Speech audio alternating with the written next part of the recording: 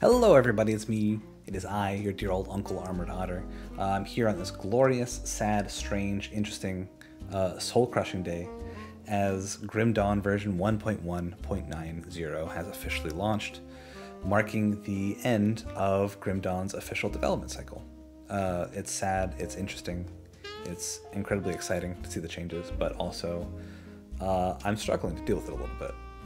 So to cope, I am going to tell you, I'm going to bring you through everything in this patch and sort of give you the highlights. Again, this is the patch notes have more lines than a Tolstoy novel, so I'm not going to go through every single thing, but I'm going to give you some snapshots and tell you what I think is exciting, what I think you should look out for. Starting off right at the top, this is stuff we knew was coming. 20 new areas in Shattered Realms, good stuff. 3 new legendary sets in the Shattered Realms, good stuff. Can't wait to play with those. Those are going to be so freaking awesome. Increased monster offensive ability and damage scaling at Shard 70+. I think this is a good balanced change. There have been a lot of builds that have been regularly breaking 100+ shards in Shattered Realms. Mostly the pet builds and the retaliation builds. But again, this is like a Herculean feat, and for everyone to achieve that is insane. As the game developers have stated before that they really expected people to sort of teeter out at around 70-80, so regularly getting to 100+ is insane. So it makes sense they're going to buff things up past a certain area. However, this has been tampered down with this next change. Boss aggro behavior has been changed, and their spawn positions have been updated in higher shards. This means that you can get closer to the bosses without aggroing them, allowing you to sort of pull them one at a time. This is great because at certain shards for certain builds, they couldn't handle a combination of 2 bosses at one time, or sometimes 3 or more. This allows you to be a bit more methodical, go 1 boss at a time to clear out those tougher shards. We're going to skip past all this. Here's an important one. Increase % health and % all damage scaling for all pets with skill and rank. This has been largely compensated by a reduction of comparable bonuses in pet-themed sets. This change does not affect player scaling pets. Pets have been the king of the hill for a while now. Excuse me. This is a... I wouldn't see this as a overall nerf. Oh, well, it might be.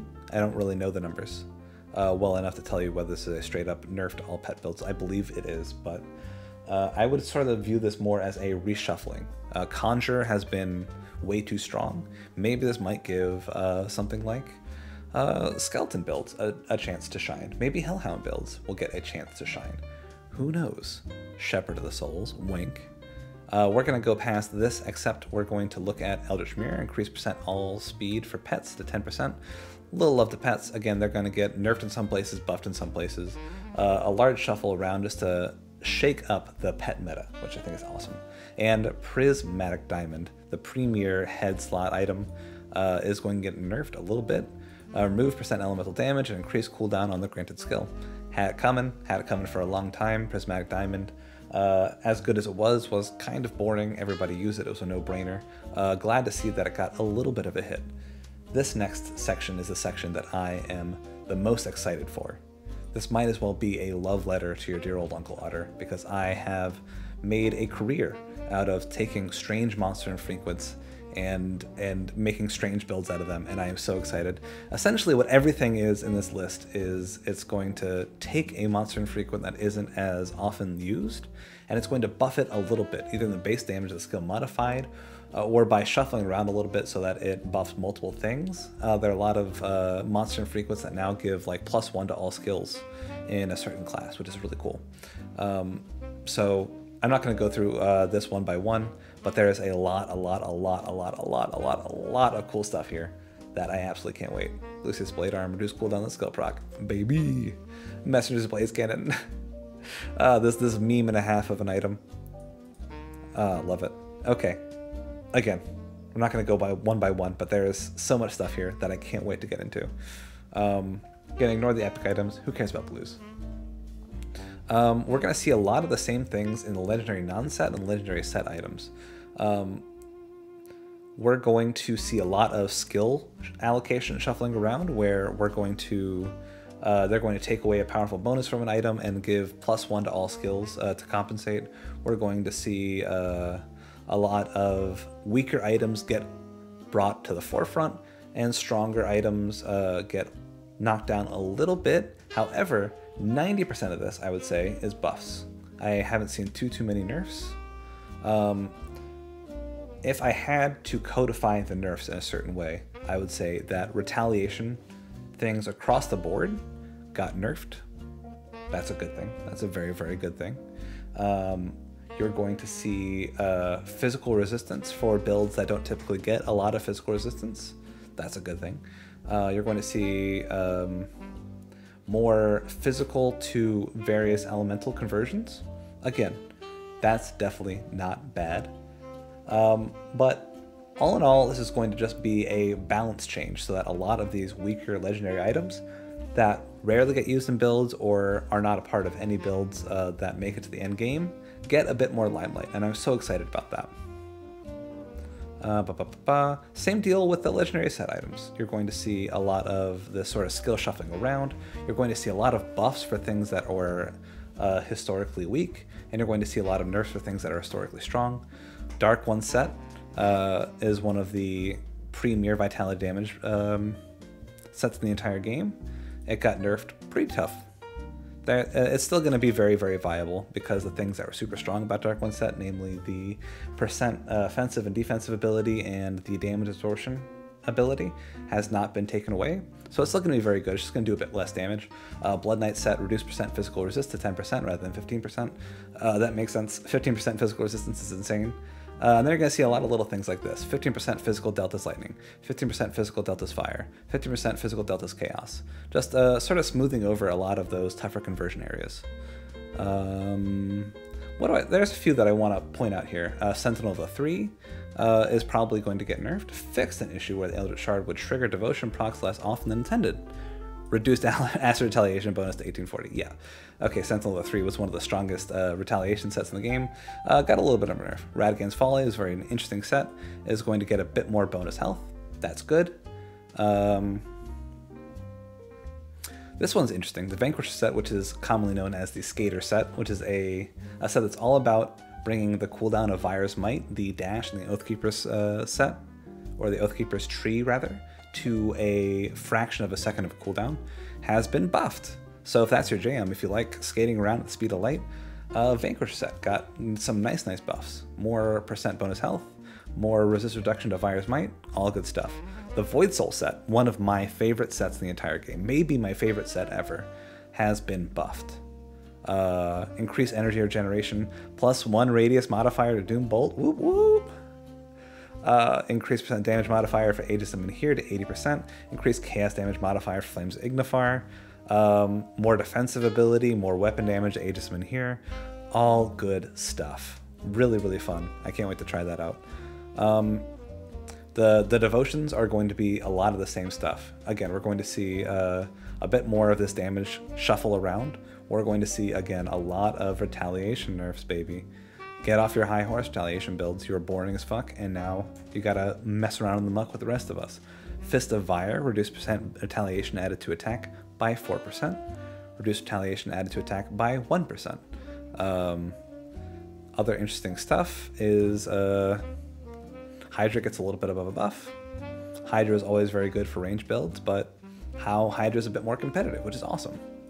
Obelisk of Menhir, updated distribution of bonuses. So the problem with Obelisk of Menhir is that 3 of the best nodes are right along the bottom. So you see a lot of builds who are lacking in defensive ability and armor go all the way to 15 blue devotion for Obelisk of Menhir, get the 1, 2, 3 at the bottom, and then move away. It was really boring to see that a lot of devotions, I thought it lacked creativity, lacked imagination.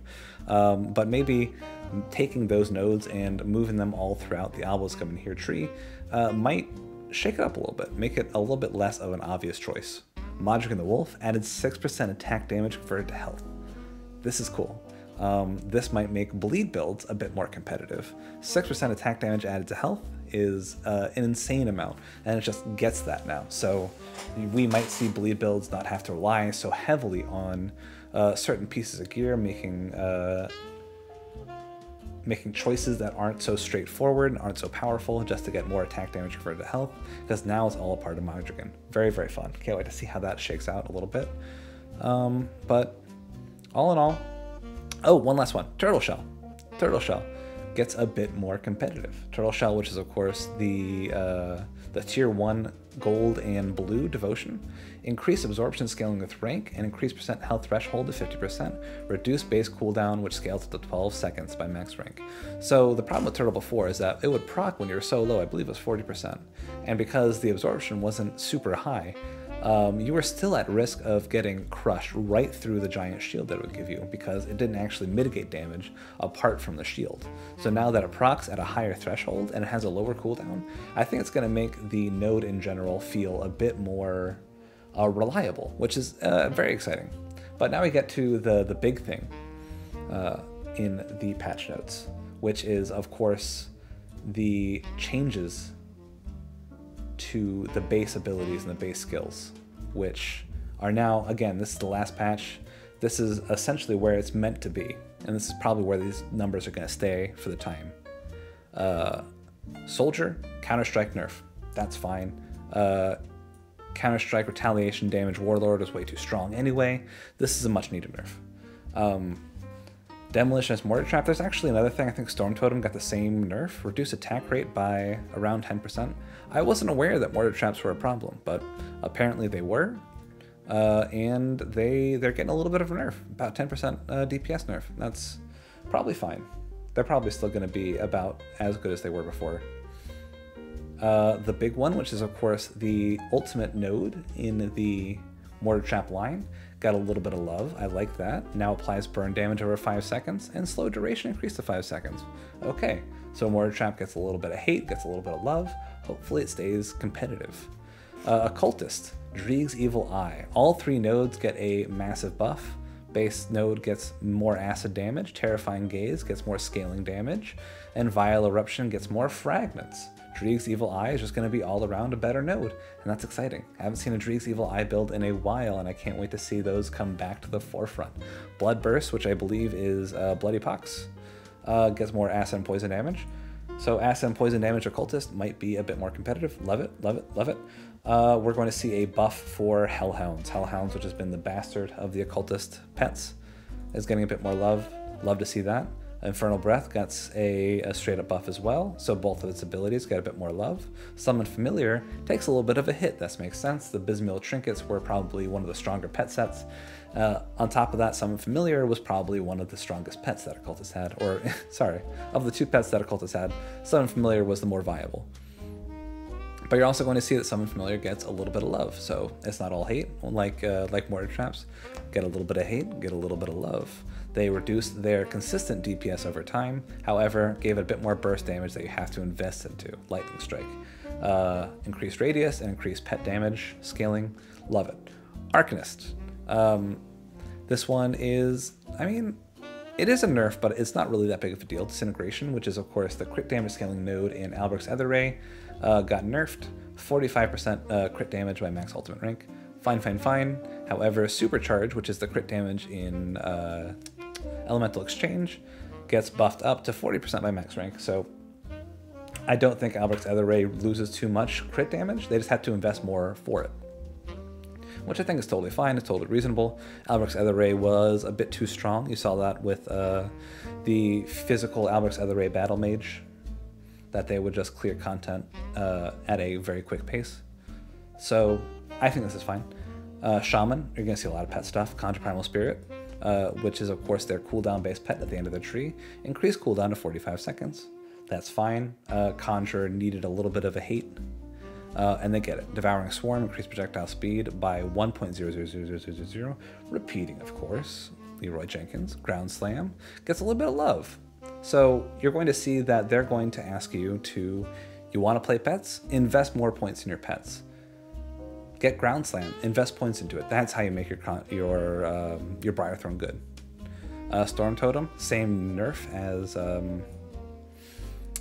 Mortar Trap. Reduce attack rate by around 10%. That's fine. And I guess we got an upheaval buff. Watch out, boys. Upheaval's coming to town. And it's not garbage anymore. It probably is. I wouldn't worry about that. Inquisitor, we got some interesting stuff. Horn of Gondar, reduce cooldown to 4.5 seconds. Booyah, baby. This is such a fun skill, such a neat skill. I'm glad that it's getting a little bit of love. Ignition, which is Rune of Calistor, the secondary node. Increased burn damage scaling with rank. Good, good, good. Rune of Calistor, need a little bit of love. Got a little bit of love, can't hate it. Infernal Purge and Intensify, those are both Flames of Ignifar. So Flames of Ignifar gets a little bit of love. Increased electrocute damage and increased lightning damage scaling with rank. Of course, if you want to transmute this so that it's a Vitality Chaos damage, Flames of Ignifar, then it still you still get that increased damage. If you want to transmute all of that lightning damage to fire damage with pure fire Flames of Ignifar, it's still gonna work. Inquisitor's Seal, increased damage scaling with rank. I don't see that doing much, but you know, yay. Because everyone picks Inquisitor's Seal for the damage it deals, right? Steel Resolve, increased damage against Chthonians and Eldritch scaling at ultimate ranks to 24%. Yay! Racial damage is very, very good. I was about to say that it's bad. It's good. No, it's very, very good.